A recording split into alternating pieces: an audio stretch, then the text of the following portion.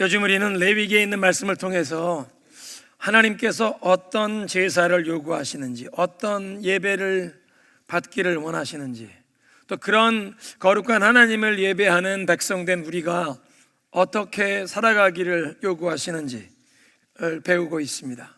지난주에 함께 말씀을 나눈 레위기 16장은 대속죄일 욤키퍼에 관한 규례의 말씀인데, 하나님 앞에선 우리가 죄 용서함을 받는 그냥 속죄의 제물만 아니라 번제물도 함께 드려야 한다는 것을 배웠고, 또 그리스도께서 우리의 죄 용서함 받게 하시는 속죄의 제물이 되실 뿐 아니라 또 하나님께 온전한 순종과 헌신과 충성을 바치는 그 번제와 같은 삶이 우리들에게 가능하도록 하시는 분이심을 배웠습니다. 오늘은 이 레위기 17장에 있는 말씀을 통해서 하나님께서 두 가지 제한 규정을 주시는데요, 첫째는 모든 제물을 회막문 앞에 와서 잡으라는 명령과, 두 번째는 피를 절대로 먹지 말라는 금하시는 명령인데, 이 두 가지 규례의 의미를 살펴보면서 은혜를 나누도록 하겠습니다. 먼저는 하나님께서 이스라엘 백성들에게 소나 양이나 염소를 잡으려면 회막문으로 끌어와서 여호와께 예물로 드려야 한다, 그렇게 명하십니다. 이런 규례가 주어지기까지 이스라엘의 관습은 누구든지 하나님께 제사를 드리기 원하는 사람은 어디서든지 자유롭게 제단을 쌓을 수가 있었습니다. 아브라함은 유목민이었기 때문에 한 곳에 그냥 뿌리를 내리고 산 것이 아니라 여러 지역으로 이동을 하며 다녔는데, 아브라함은 가는 곳마다 여호와의 이름으로 제단을 쌓고 그곳에서 하나님을 예배했다는 것입니다. 그리고 그 아브라함의 모든 후손들은 그 이로부터 누구든지 각 가정에서 가장이 그 가문의 영적인 제사장 노릇을 하면서 어디를 가든 제단을 쌓고 하나님을 예배했습니다. 그런데 이렇게 어디서든지 누구든지 제한이 없이 제사를 드리다 보니까 각 사람이 자기 개인적인 제단을 쌓아놓고 거기서 이제 자기가 스스로 제사장 노릇을 하다 보니까 자기 마음대로 신을 만들어 세우기도 하고, 자기네 가족만 섬기는 수호신을 만들어 세우기도 하고, 이런 우상 숭배 죄에 빠지는 이런 일이 많았다는 것입니다. 레위기 17장 7절 우리가 함께 읽은 말씀 보면, 전에 너희가 음란하게 섬기던 숫, 염소, 우상에게 더 이상 제사 지내지 말라, 그런 말씀을 하시는데, 이 말씀은 이스라엘 백성들이 400년 동안 이집트에 애굽에서 살면서 그 애굽 사람들이 숭배하는 숫, 염소, 우상을 숭배하는 이 죄악된 관습을 배웠다는 것입니다. 사진을 스크린에 올려주시면 좋겠는데요, 애굽 사람들은 크눔이라고 하는 숫, 염소 신을 섬겼습니다. 반인, 반수, 머리는 염소의 머리를 하고 있고 하반신은 사람의 몸을 가진 우상입니다. 그 다음 사진에 보면 그리스 신화에 나오는 판이라고 하는 신인데요, 이건 거꾸로 얼굴은 사람의 얼굴을 가졌는데 이마에는 뿔이 났습니다. 근데 다리가 염소의 다리입니다. 오늘날 미국의 사탄교 추동자들이 만들어 세운 그 다음 모습이 사탄의 우상 바포맷인데 염소 우상입니다. 처음에는 저 우상을 디트로이트 미시간에 만들어 세웠고, 지금은 알칸사주에 있는 사탄교 신당 세이타닉 템플에 9feet짜리가 되는 9척짜리 저 큰 염소 귀신 우상을 사탄의 모습이라고 세워놨습니다. 내리시죠. 이런 숫, 염소 우상에게 제사하지 말아라. 레위기로부터 약 55년 후에 사건인 여호수아의 고별 설교, 여호수아가 이스라엘 백성들을 이제 광야 40년 지나고 가나안 땅 약속의 땅을 정복한 다음에 고별 설교를 하는 내용이 여호수아 24장인데요, 그 여호수아 24장은 지금 이 레위기의 말씀보다는 한 55년 뒤입니다. 그 레위기보다 55년 뒤에 있는 여호수아 24장에 여호수아가 얘기를 하는데, 백성들에게 고별 설교로 우리 조상들이 강 저쪽에서, 강 저쪽은 유프라테 강을 얘기하는 겁니다. 메소포타미아 강 저쪽과 애굽에서 섬기던 이 신들을 다 집어치우고 다 버리고 내버리고 오직 여호와 하나님만 섬겨라. 레위기 말씀보다 55년 뒤인데도 여호수아가 백성들에게 강력하게 도전을 하는데 애굽에서 섬기던 신 내버리고 이젠 여호와 하나님만 섬기라고 그렇게 강하게 촉구하는 모습을 보면 오랫동안 이스라엘 백성들이 이 애굽에서 우상을 숭배하는 것을 배웠던 관습을 떨쳐버리지 못했다는 것입니다. 그런 배경에서 이 말씀을 주시는데, 사실 생각해 보십시오. 이스라엘 백성들은 하나님의 놀라운 구원의 역사로 자기들이 애굽에서 출애굽하게 되었습니다. 하나님께서 10가지 재앙을 내리실 때 애굽 사람들은 고통을 당하는데 하나님의 백성된 자기들은 보호를 받았고, 그 중에 가장 무서웠던 이 장자 죽음의 재앙, 하나님의 말씀대로 6월절에 그 어린 양을 잡아서 그 피를 문설주에 문지방에 발라라, 하나님 말씀에 순종한 자기들은 보호를 받았지만 애굽 사람들은 장자, 사람이든 가축이든 모든 장자들은 다 죽는 무서운 재앙을 경험했고, 그것 때문에 자기들이 애굽에서 더 이상 노예 생활하지 않고 출애굽을 하게 되었다는 것입니다. 홍해 바다 앞에 와서 마른 땅처럼 건너가게 하셨습니다. 자기들을 다시 붙잡아서 애굽으로, 이집트로 노예로 붙잡아 가려고 뒤를 쫓아오던 바로의 모든 군대와 기병대, 그 마병들은 홍해 바다에 수장되는 모습을 자기들의 눈으로 보게 하셨습니다. 광야의 여정을 갈 때 하나님께서 낮에는 구름 기둥으로 따가운 광야의 길에서 보호하시고 밤에는 불 기둥으로 저들을 인도하셨습니다.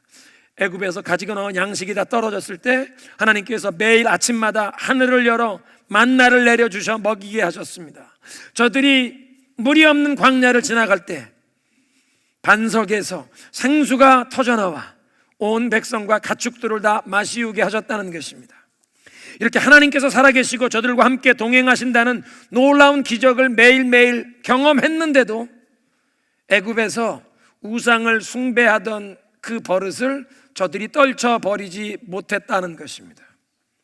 그래서 하나님께서 그런 상황에서 이들에게 분명한 규례를 주시는데, 이제부터 소와 양과 염소를 잡을 때는 반드시 회막문으로 끌고 와서 먼저 하나님 앞에 제물로 바쳐야 한다.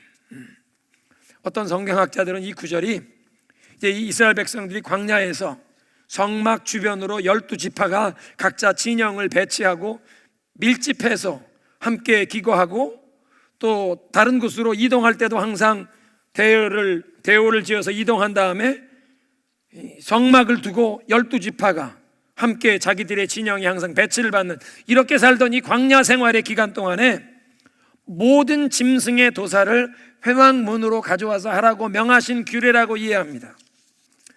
약속의 땅에 들어가기 전까지 이스라엘 백성들이 광야 생활하는 동안은 아마 고기를 많이 먹지 못했을 것입니다. 자기들이 가축이 있어서 젖을 짜 먹기는 했지만 그 광야를 지나가는데 양이나 염소를 함부로 잡아먹을 수 있었겠습니까? 그러니까 이들이 젖은 짜 먹지만 매일매일 만나만 먹다 보니까 이제 만나 먹는 게 실증이 난다고, 우리도 고기 좀 먹고 싶다고, 고기를 먹고 싶다고 막 투정을 해서 하나님께서 저들에게 메추라기 떼를 보내주시는데, 얼마 동안 먹게 하시죠? 얼마 동안? 며칠이 아니라 일주일이 아니라 30일 동안 너희들이 고기를 실컷 먹고 고기 냄새가 실증이 날 정도로 내 고기를 먹여주리라, 메추라기를 보내주십니다. 그런 사건이 있는 것 보면 이들이 고기를 많이 먹지 못했나 보다. 그런 시절에 모든 짐승의 도사를 성막 앞으로 끌고 와서 먼저 하나님 앞에 화목 제물로 바치고, 여러분이 기억나시는 것처럼 화목 제물은 하나님 앞에 이제 이 제물을 바쳐서 피는 쏟아버리고 기름은 하나님 앞에 불살라 바치는데, 오른쪽 허벅지는 제사장에게 돌리고 나머지 고기는 예배자가 돌려받아서 예배자가 가족과 이웃과 함께 고기를 나누어 먹는 게 화목제입니다. 무슨 짐승이든 도사를 할 때는 먼저 이 성막의 회막문에 와서 하나님 앞에 화목제물로 바친 다음에 그 다음에 너희가 가져가라. 그리고 나중에 여호수아와 함께 약속의 땅에 들어가서 각 지파가 자기들의 유업을 분배받은 다음에는 이 중앙에 위치한 성막 앞으로 다 사람들이 모여와서 도사를 할 수 없을 때에는 하나님이 각 성읍에서 각 가정에서 도사를 할 수 있도록 규례를 변경해 주셨다. 신명기 12장 15절에 보면 너희 각 도성에서 각 가정에서 너희가 이 짐승을 잡을 수 있는데 피는 먹지 말아라. 각 지역에서 잡을 수 있게 허락하시는 말씀이 있습니다. 그런 말씀으로 이해합니다. 중요한 사실은 하나님이 이런 규범을 주신 이유가 7절에 있는 말씀처럼 숫, 염소, 우상이나 다른 귀신에게 제사 지내지 못하도록 우상 숭배를 방지하기 위한 제도를 주셨다는 것입니다. 집안 잔치를 위해서 짐승을 잡는 것을 허용해 주었다가 옛 버릇을 버리지 못하고 이왕 피를 흘리는 김에, 여러분 우리 한국 사람들도 그런 속담이 있는데요, 떡 번 김에 제사 지낸다고. 이왕 이 짐승을 잡아서 피 흘릴 거면 당신이 알고 있는 그 주문 외워라. 그 주문, 그 복 내린 다음에 주문 외워라. 이런 미신적인 우상 숭배하는 죄에 관여가 될까봐 안 된다. 다른 곳에선 짐승 잡지 말아라. 다 회막문 앞에 와서 여호와 앞에 제물로만 피를 흘려라. 그런 규정을 주셨다는 것입니다. 또 다른 성경학자들은 본문에 이 3절에 소나 양이나 염소를 잡을 때는 이 잡는다는 히브리어가 가축을 제물로 잡는다는 용도에만 사용되는 언어였기 때문에 모든 짐승의 도살을 제한하는 것이 아니라 제사를 드리기 위해 제물로 잡을 때는 반드시 성막 앞으로 와야 한다. 이 제사 제물 잡는 것만 규정하신 말씀이다. 그렇게 이해합니다. 이런 히브리어의 원어적인 배경 때문에 영어 성경 NIV는 17장 3절을 소나 양이나 염소를 잡을 때 이 잡는다는 말을 sacrifice, 희생이라는 말로, 제사라는 말로 번역을 했습니다. 짐승을 제물로 잡을 때 과거에는 우상 숭배만 아니면 어디서든 제단을 쌓고 여호와의 이름으로 자기들이 제사를 지낸다고 하는 것 허용해 주었을지 모르지만, 이제는 하나님께서 성막을 만들게 하셨고 또 하나님께서 지명한 사람들 기름 부어 제사장으로 세우신 다음에 모든 제물을 회막 앞으로 끌고 와서 이 여호와의 제단에서만 잡으라는 것입니다. 이렇게 성막으로 회막 문 앞으로 와서 여호와 앞에서 이 제물을 바치지 않으면, 그리고 짐승을 다른 곳에서 제물로 잡는 사람은 피 흘린 자로 여긴다. 여기에 피 흘린 자로 여긴다는 것은 사람을 죽인 살인죄를 범한 것으로 여긴다는 뜻입니다. 그러니까 우상 숭배의 목적으로 여호와의 제단이 아닌 다른 곳에서 우상 숭배의 목적으로 이 짐승을 잡으면 그냥 단순히 짐승을 죽인 죄가 아니라 사람을 죽인 것처럼 살인죄를 범한 피를 흘린 죄로 하나님이 엄하게 처벌하신다고 말씀하십니다. 그래서 4절과 9절에 어떤 처벌을 말씀하시냐면 그 사람은 자기 백성 중에 끊어지리라. 사형 언도를 하시는 겁니다. 아니 왜 제물 잡는 것을 이렇게 회막문 앞에서 한 장소로만 제한하시는가? 우상 숭배를 근절하시고 이 미신 행위를 근절하시기 위해 예방하는 것이구나 우리가 알게 되었는데, 모든 제사를 다른 곳에서라도 이제 여호와께 제사 드린다고 해도 여호와께 드리는 모든 제사는 이제 이 성막 문으로 가져와서 여호와의 제단에 바치면서 하나님께서 세우신 규례에 따라 제사를 드려라. 말씀의 틀에서 벗어남이 없이, 어긋남이 없이, 좌로나 우로나 치우침이 없이 하나님이 기쁘시게 받으실 만한 예배가 되도록 하나님께 세움받은 제사장의 손길을 통해 그곳에서 제사를 드리라는 것입니다. 그리고 이 제사장들은 또 대제사장이 감독을 하고 있습니다. 하나님의 말씀대로 이 제사를 집례하고 있나, 하나님이 기쁘게 받으실 만한 제사가 드려지고 있나. 그러니까 회막 문으로 와서 바르게 예배 드리는 것을 배우라는 것입니다. 그냥 단순히 여호와께 예배 드린다, 제사한다, 그게 다가 아니라 어떻게 하나님께 바르게 예배하는지를 회막 문 앞에 와서 이 훈련된 제사장들과 함께 예배를 드리며 바르게 예배 드리는 것을 배워라. 무엇보다 죄인들이 거룩한 하나님께 나아가는 길, 죄사함을 얻고 구원을 얻는 길이 이 성막의 제사 제도와 또 거기에서 수종되는 이 대제사장의 사역을 통해서 계시해 주셨기 때문에, 그 대제사장의 사역이, 이 성막의 모든 제도가 그리스도 예수의 그 대속과 구원의 역사를 예표한 것이기 때문에 이 성막과 제단의 중요성을 강조하신 것입니다. 이 성막의 제사에 이 대제사장이 하는 사역, 그걸 지키며 준행하다 보면 그 안에 하나님께서 그리스도를 통해 우리를 구원하시는 역사를 계시해 주시는 것을 마음으로 믿게 된다는 것입니다. 무엇보다 이 제단은 불과 얼마 전에 이 성막을 세워서 봉헌한 다음에 제사장들을 다 위임한 다음에 어디에서 불이 내려왔습니까? 하늘에서 불이 내린 제단입니다. 그리고 그때 이후로 제사장의 직무는 하늘에서 내린 이 제단의 불이 꺼지지 않도록 유지하는 것입니다. 밤을 새워가면서라도 그 불이 계속 붙게 하고, 다른 곳으로 이제 이동을 할 때도 향로에 이 불을 담아서 다음번에 가서 그 성막을 다시 셋업하면 거기에 이 제단 불, 하늘에서 내렸던 이 불이 계속 되는 것입니다. 그러니까 하나님께서 지정하신 이 제단, 하늘에서 내린 불로 예배하는 이 제단을 벗어나 다른 곳에서 제물을 드리면 그건 하나님이 받으시지 아니하실 뿐만 아니라 사람의 피를 흘려 죽인 것과 같은 그런 죄를 지은 것으로 인정하신다. 그러니까 성막으로 나와 하나님이 정하신 제단에서 하늘의 불을 힘입어 예배하라, 그런 뜻입니다. 오늘날도 하나님께서는 온 인류에게 골고다 언덕 예수 그리스도의 십자가 앞에 엎드려 나아갈 때 예수님의 공로를 의지하여 하나님께 나오라고 요구하시는 줄로 믿습니다. 이스라엘 백성들이 회막 문으로 나와 여기에서 제사하라고 요구하신 것처럼 오늘 온 인류에게 골고다 언덕 예수님의 십자가 앞에 나와 하나님을 예배하라고 우리를 부르시는 것입니다. 죄물을 잡는 장소를 하나로 제안하신 가장 궁극적인 이유가 바로 그것입니다. 사실 오늘날 우리가 하나님을 예배하는 데는 장소의 구애를 받지는 않습니다. 예수님께서 사마리아를 지나가다가 그 수가라고 하는 도성의 우물가에서 여인과 대화를 하신 장면에서 이 여인은 우리 조상들은 얘기하는데 이 사마리아에 있는 그리심산에서 예배하는 것이고 당신들 유대인들은 저 예루살렘에서 예배한다고 하는데요, 어디가 맞습니까? 예수님께서 이건 장소 문제가 아니다. 아버지께 참되게 예배하는 자들은 신령과 진정으로 예배하나니 그때가 곧 이때라. 하나님께서는 이렇게 예배하는 자들을 찾으시느니라. 그러니까 하나님께는 영과 진리로 예배할 때 하나님이 기뻐 받으시는 줄로 믿습니다.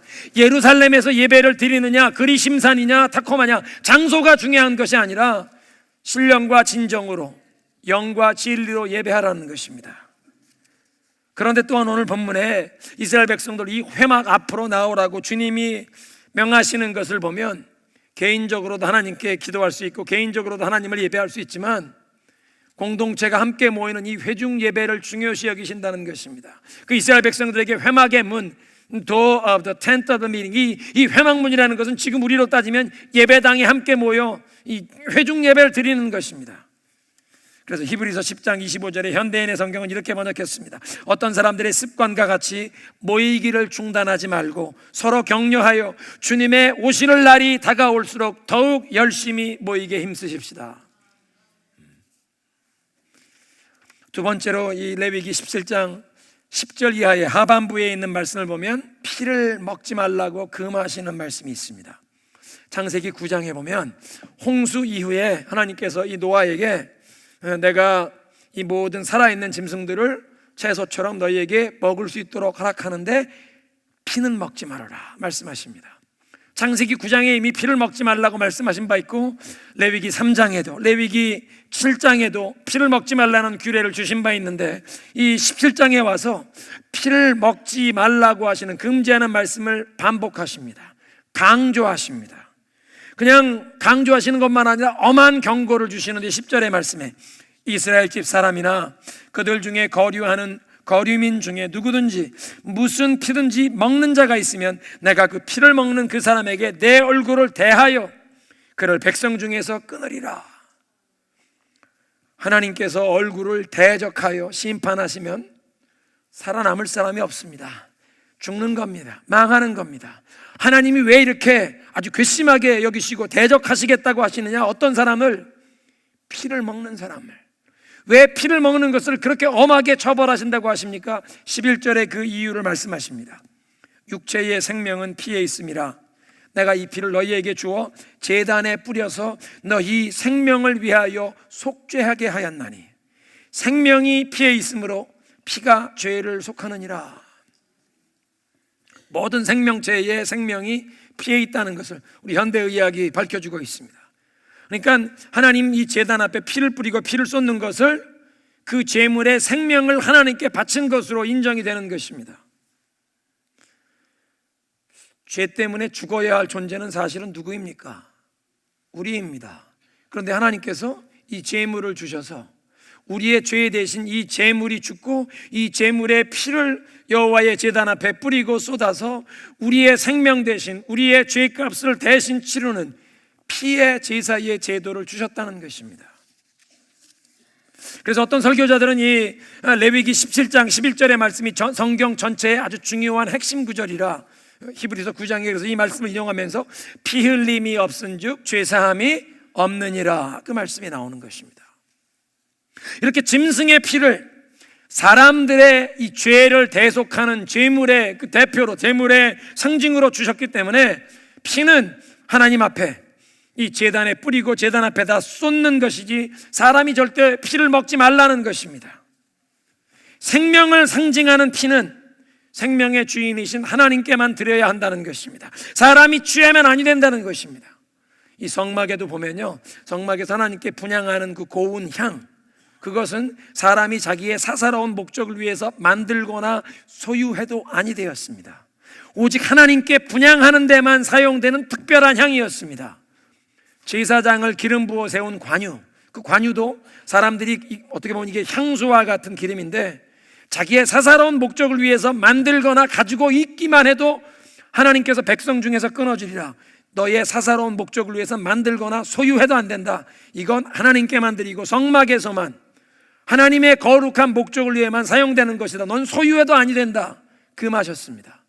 그런데 그 고운 향이나 이 관유만 그런 것이 아니라 생명을 상징하는 피도 그렇다는 것입니다. 이건 하나님께만 쏟아 부어 드려야지 사람이 취하거나 사람이 먹지 말라. 그래서 13절에 보면 너희가 사냥해서 짐승이나 새를 잡아도 그 피는 다 땅에 쏟고 흙으로 덮어라. 피를 함부로 취급하지 말고 생명을 존중하는 의미에서 다 땅에 쏟고 흙으로 덮어서 생명을 존중하는 표현을 해라. 15절에 보니까 스스로 죽은 것이나 맹수에게, 들짐승에게 찢긴, 어린 양이 들짐승에 찢긴 거 먹을 수 있는데 까지 부정해진다. 그러니까 내 옷을 빨고 몸을 씻어라. 피를 제대로 다 쏟을 수가 없었는데, 들짐승에게 찢겨 죽인 그 양 피를 제대로 다 쏟을 수 없었는데 그 고기를 먹었다면 네가 부정해졌으니 옷을 빨고 몸을 씻어라. 옷을 빨고 몸을 씻지 않으면 그 사람은 피 흘린 죄를 자기가 담당해야 한다. 그런데 우리가 아는 것은 하나님께서 이 피를 우리의 죄를 속하는 제물로 주셨다고, 제단에 뿌릴 수 있게 하셨다고 하는데, 정말 저와 여러분의 피를 대속하는 이 피의 유일한 대가는 하나님의 거룩하신 아들 예수 그리스도께서 십자가에서 우리를 위해 흘려주신 보배로운 피, 그것인 줄로 믿으시기 바랍니다. 짐승의 피가 우리의 죄를 사하는 것이 아니라 죄 없으신 거룩하신 하나님의 아들이 십자가에서 보배로운 피를 흘려주심으로 저와 여러분의 죄를 사하시는, 죄를 위한 유일한 대속의 제물이 되셨다는 것입니다. 그리고 그러니까 이 소와 양과 염소를 죽여서 그 피를 뿌리던 것은 그건 그림자고, 그것은 예표고, 예수님께서 십자가에 달려 피 흘려주신 것이 그것이 실체이고 본질이라는 것입니다. 그리고 예수님께서 십자가에서 이렇게 제물로 자신의 피를 흘리신 다음에는 더 이상 짐승을 잡아서 하나님 앞에 짐승의 피를 제물로 바치는 제사가 필요 없어졌습니다. 그 제사 제도가 폐지가 되었습니다.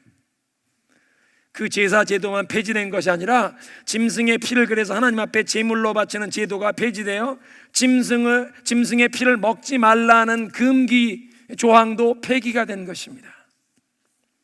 그러니까 우상 숭배하는 의식으로 피를 마시는 것이 아니라면 이제는 짐승의 피도 다 먹을 수도 있게 되었다는 것입니다. 순대를 좋아하시는 분들이 얼굴이 펴지시네요. 디모데전서 4장 4절 5절에 말씀하십니다. 하나님께서 지으신 모든 것이 선함에 감사함으로 받으면 버릴 것이 없나니 하나님의 말씀과 기도로 거룩하여 지매니라. 오늘 메시지를 정리하겠습니다. 피는 절대로 먹지 말라고 금지하셨던 이유는 죄를 대속하는 그 제물의 생명이 이 피에 있으므로 이 피는 하나님께만 바치도록 했다는 것입니다. 그런데 우리들의 죄를 대속하는 유일한 이 제물은 짐승의 피가 아니라 예수 그리스도의 그 십자가에서 흘리신 보혈인 줄로 믿습니다. 하나님의 아들 거룩하신 예수님께서 그의 보배로운 피를 흘려 죄를 위한 유일한 대가, 유일한 희생을 바치셨다는 것입니다. 하나님께서 이스라엘 백성들에게 이 성막, 회막의 문 앞에 이 한 곳에서만 나와 예배하라고 하는데, 오늘도 하나님께서는 온 인류 앞에 예수 그리스도의 골고다 십자가의 언덕으로 나오라고 우리를 초청하시는 줄로 믿습니다. 우리의 죄를 위한 대속의 제물 예수님께서 십자가에서 흘려주셨고, 그 십자가 앞에서 주님 앞으로 나아가는 이 새롭고 산 길이 열린 줄로 믿습니다. 그래서 그 예수 그리스도의 십자가의 공로를 힘입어 우리가 영과 진리로 하나님 앞에 예배를 드리게 된 줄로 믿습니다. 하나님께서 받으실 그 유일한 속죄의 제물 예수님의 보혈 흘려주셨음을 감사하며, 그 예수님의 보혈로 우리를 깨끗게 해주셨기에 이제 우리도 지금부터 죄와 유혹을 물리치며 성결한 삶을 살아서 하나님이 기쁘게 받으실 산 제물이 되어야 할 줄로 믿습니다. 우리 이런 우리의 마음의 고백을 찬양으로 올려드리겠습니다. 온전케 되리.